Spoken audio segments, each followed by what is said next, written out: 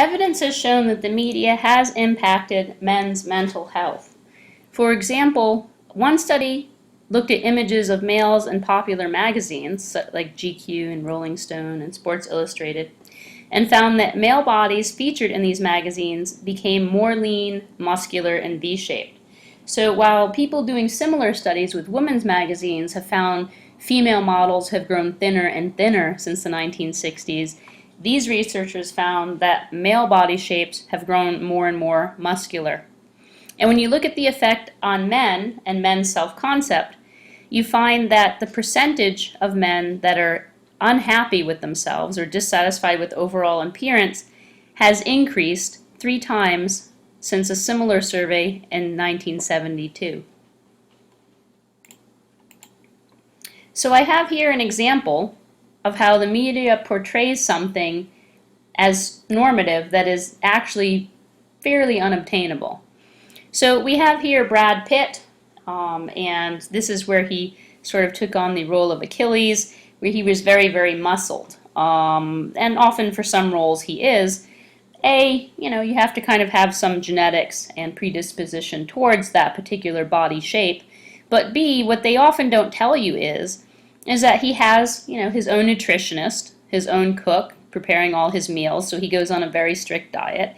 And also, he spends most of the day in these roles preparing, his physicality through hours of weightlifting and sword training. So he also has a personal trainer where he'll spend, maybe 6 hours a day in the gym training and, shaping himself for that particular role. Most men and most people don't have that kind of time. Also here from the book Adonis Complex, it shows an interesting change in the types of toys that are being offered for young boys, instilling this sort of sense of muscularity early on. So here is the G.I. Joe grunt that most young boys played with in the 1950s. And here is the type of G.I. Joe figure that is offered now.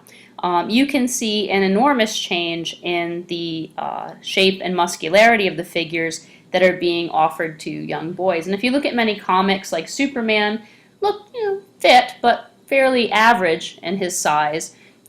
His strength coming from superpowers in the 1950s. And if you look at the advertising now for things like Superman and Spider-Man, you'll see those figures are highly muscled, and they didn't start off that way in the 1950s.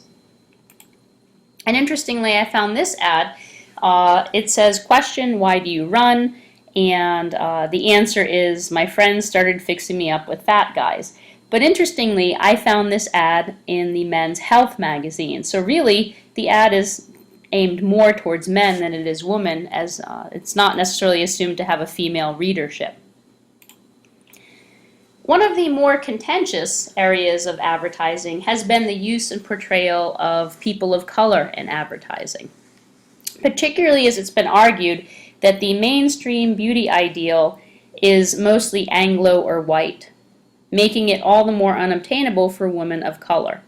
And that often women of color who are used in advertising or portrayed for different products are anglicized or whitewashed. That is, the image is sometimes touched up so that the skin tone is lighter, or they are often portrayed with straight hair, blonde hair, contacts changing eye color, and things like that.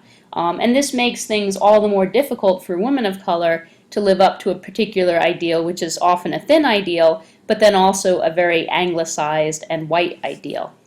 So some examples of that, Halle Berry featured on the cover of GQ. While she is certainly an Oscar-winning actress, her shape and coloring is one that might be very difficult for some women of color to live up to, as portrayed as an ideal. Also, this Beyonce ad, which was very controversial. On the left is Beyonce as she appears at an award ceremony. The right is the L'Oreal ad, where it's fairly obvious that her skin tone has been lightened, and also her hair is blonde or blondish in that particular ad. Jennifer Hudson, who originally became famous from American Idol. You can see in the magazine cover that she was selected for by InStyle, certainly she has lost weight with the Weight Watchers, and that is a good thing. But her hair has been straightened, and so her portrayal is anglicized slightly more than it was at the beginning when you could see her on The Voice. Also, for friends of Jennifer Lopez, you might recognize her from her days on In Living Color as a dancer. But if you look at her now and her image now, her image is slightly different and anglicized in terms of the treatment of her hair. Another thing to consider is the way the media portrays women creates a climate where women can be objectified and dehumanized. That is, that objectification, dehumanization, is the first step in justifying violence. If a person is not worthy of the same treatment as other people or of you, then it becomes easier to do things that are unacceptable to them socially. For instance, violence, discrimination, those kind of things. So what kind of ads show objectification and dehumanization? For women in particular, they are portrayed as having severed features, as only a particular body part, only a particular segment of the face, not showing the full face. And also, often women's bodies are portrayed as being synonymous with the product, and so the women's bodies and the product become interchangeable, showing that women are available and for sale. So some examples of this type of advertising I'll kind of go through. In this case, you can see the features of the woman are severed. You don't see any facial features. Here, it's just a torso being used to sell body wash. Here, the woman is literally broken apart into different limbs. Here, we just see legs being used to sell razors. And in this case, it shows no features or nothing identifiable as far as who the person is, only the body part and the object, making them linked and synonymous. Also mentioned in brief in the TED Talk, but important, is the intersection between advertising and pornography.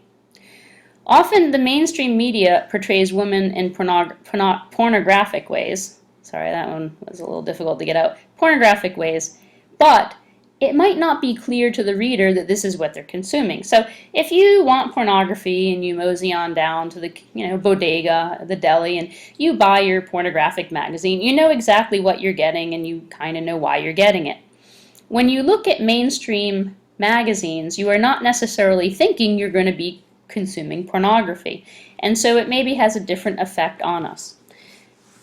The sort of thought is it doesn't make you directly violent against women, that it doesn't necessarily create a direct sort of link between violence and pornography, but that it makes us more callous to violence. So when violence does happen in homes, institutions, it legitimizes and makes it okay.